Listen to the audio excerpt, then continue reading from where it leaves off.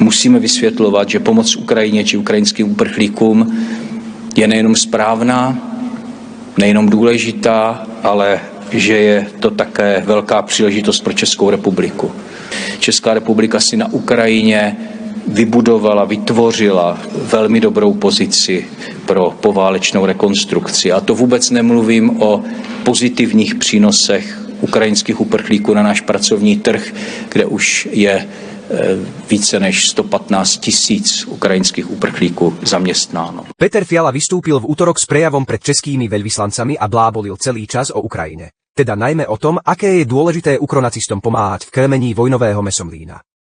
Lenže v prejave zaznela aj poznámka o tom, že Česká republika bude mať príležitosť na obnovu Ukrajiny a súčasne vyzdvihol, aký prínos majú ukrajinskí utečenci pre Českú republiku.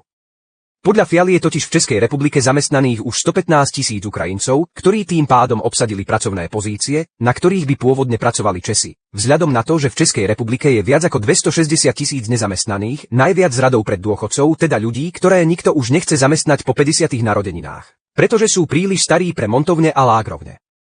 Fiala si nevidí do huby a šokoval číslom 115 000 zamestnaných Ukrajincov v Českej republike, ktorí tým pádom zobrali Čechom pracovné miesta. Odhalenie čísla 115 000 obsadených pracovných pozícií mi vyrazilo dých. To je obrovské číslo, ktoré predstavuje zhruba 44% objemu nezamestnaných osôb v Českej republike. To nie je o tom, že by na tých miestach nechceli Česi pracovať, to je o niečom inom.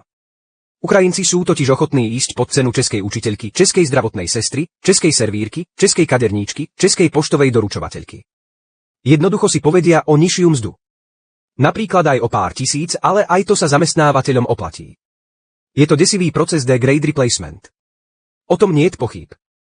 Ukrajinci začnú Čechov postupne vytláčať z pracovných pozícií a Fiala je celý radosťou bez seba, ako dostane pochvalu od Klausa Schwaba za veľkú výmenu. A čo so zvyškom Čechov? Dopadne to ako v USA. Keď Američania nemajú prácu, idú pracovať pre strýka sama, to znamená vstup do armády, podpísanie kontraktu.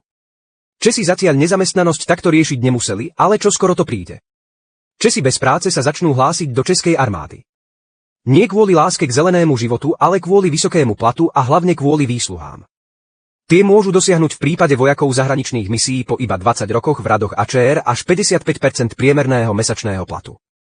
Pritom na starobný dôchodok musí český goj pracovať 35 rokov. To je 1,5 krát dlhšie. Preto sa amerikanizuje český sociálny systém, preto sa všetko zdražuje, preto Fialová vláda ničí celý ekonomický systém, aby ľudia padali na hubu a kvôli peniazom potom vstupovali do armády. Úplne rovnako, ako to robia v Amerike mladí a nezamestnaní Američania. Ukrajinci v Českej republike nepôjdu bojovať za svojou krajinou na Ukrajinu, pretože namiesto nich tam možno pôjdu jedného dňa chudobní Česi, ktorí budú v Českej republike cudzinci vo vlastnej krajine. Česi nevedia, ako a z čoho zaplatiť faktúry za energie a Fiala si pochvaľuje prínos Ukrajincov a ich 115 000 armádu, ktorá Čechom už obsadila pracovné miesta za nižšie ako české mzdy. To jednoducho nevymyslíš. Ten chlap si normálne cez tie okuliare snáď ani nevidí do huby.